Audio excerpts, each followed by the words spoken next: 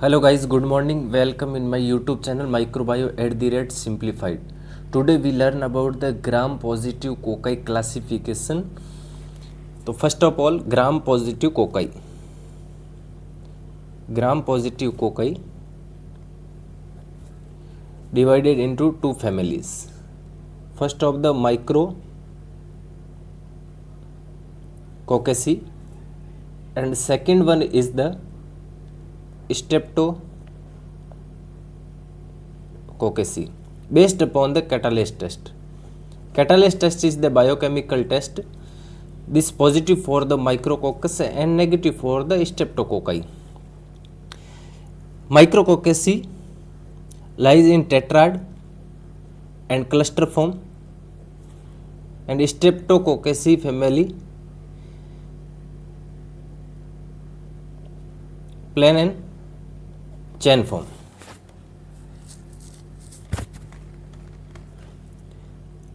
Now micrococci again divided into four genera. One is the Micrococcus, Planococcus, and Stomatococcus and Staphylococcus. Micrococcus lies in tetrad and Staphylococcus lies in cluster form because the multiple planned cell division. Then Micrococcus show the oxidative pattern in the Hose and Levson oxidative fermentative test, and Staphylococcus show the fermentative pattern in the Hose and Levson OF test. Now Staphylococcus is very important because this causes the human pathogen, again divided based upon the coagulase test. Coagulase test positive Staph aureus and other called cons. Coagulase negative Staphylococcus. Example: Staph epidermidis, Staph hemolyticus,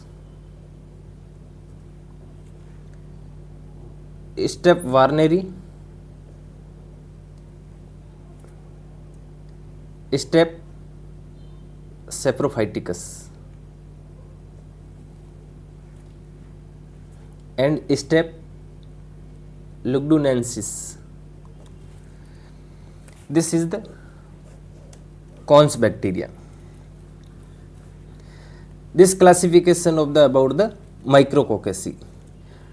Now we will see about the Streptococci family.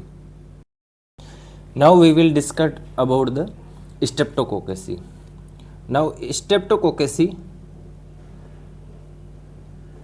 family is the catalase, negative, lies in plain and chain form. Divided Pneumococcus, Enterococcus and Streptococcus या Streptococci. Streptococci further divided into based upon the hemolysis on the blood agar. Three type of hemolysis on the blood agar: alpha hemolysis, beta hemolysis and gamma hemolysis. Alpha hemolysis का मतलब होता है कि partially lyse RBC and surround the colony greenish discolouration. इसका मतलब partially जब लाइज्ड होगा RBC तो हीमोग्लोबिन बाहर निकलेगा और हीमोग्लोबिन जब ऑक्सीजन से रिएक्शन करेगा तो ग्रीनिश कलर शो करेगा. इसका एग्जाम्पल है विरिडांस, स्ट्रेप्टोकोकाई एंड न्यूमोकोकस. और इसका जो जोन होता है, डायमीटर होता है वो 1 to 2 मिलीमीटर होता है। बीटा हीमोलाइसिस के अंदर कंप्लीट आरबीसी लाइसिस हो जाता है, ग्रीनिश कलर शो नहीं करता और 2 to 4 मिलीमीटर जोन होता है। और गामा हीमोलाइसिस के अंदर लाइसिस नहीं होता आरबीसी, इसका एग्जाम्पल है एंटेरोकोकस। अब बीटा हीमोलाइसिस के बेस्ड पर अगेन डिवाइड किया गया है स्ट्रेप्टोकोकाई को।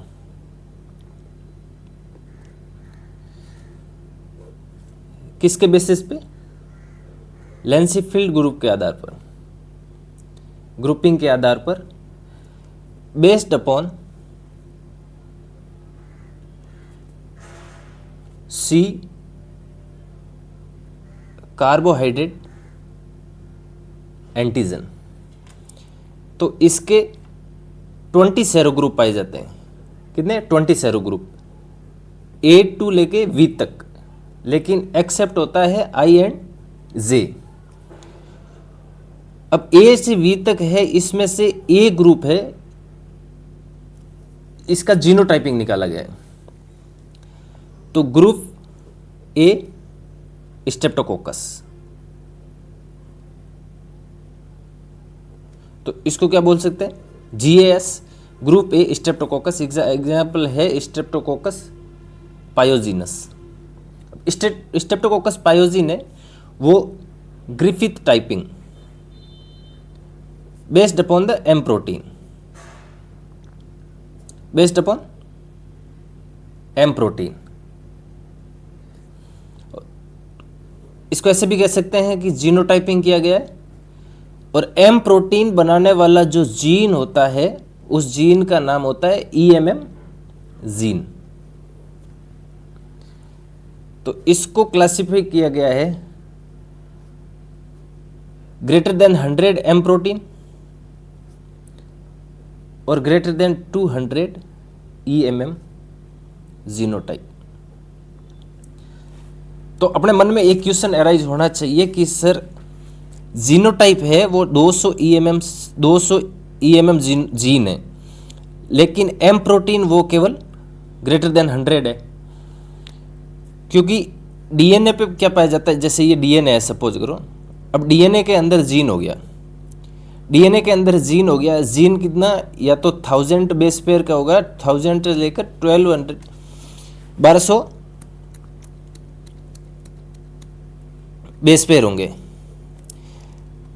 अब जब इसका ट्रांसक्रिप्शन होगा तो mRNA बनेगा और mRNA पे 3 बेस पेयर के कोडॉन बन जाएंगे और 3 बेस पेयर के कोडॉन बनेंगे तो इधर 1200 का कितना बन जाएगा? 400 कोडॉन। 400 कोडॉन बनेगा तो ट्रांसक्रिप्शन के अंदर 400 एमिनो एसिड की एक पेप्टाइड चेन बनेगी। 400 एमिनो पेप्टाइड की चेन वो एम प्रोटीन बनाती है। तो जीन होता है मतलब ग्रेटर देन 200 EMM जीनोटाइप, मतलब इस बेस पेयर में इवन द स्मॉल चेंज हो जाता है तो उसको मतलब अलग अलग जीन या जीनोटाइप के अंदर कंसीडर करते हैं। अब जब सपोज करो एक जीन है, इसने एम प्रोटीन 1A बनाया, दूसरा जीन है 1B बनाया, तीसरा जीन है 1C बनाया। अब इसके अंदर जो सेरोटाइप है वो सेरोटाइप एंटीजन और एंटीबॉडी रिएक्शन के आधार पे उसको डिटेक्ट किया जाता है। कभी कभार क्या होता है कि 1A और 1C होता है जो एंटी सीरा होता है एंटीजन और एंटीबॉडी रिएक्शन को, तो ये एंटी सीरा से सेम एंटी सीरा से डिटेक्ट किए जा सकते हैं। तो इसका एक ही सेरोटाइप कंसीडर होगा। हाँ, प्रोटीन अलग अलग है लेकिन एंटी सीरा से डिटेक्ट करने पर ये एक ही तरह का एंटीजन एंटीबॉडी रिएक्शन शो करता है। तो इसलिए 200 जीन और 100 एम प्रोटीन। Thank you.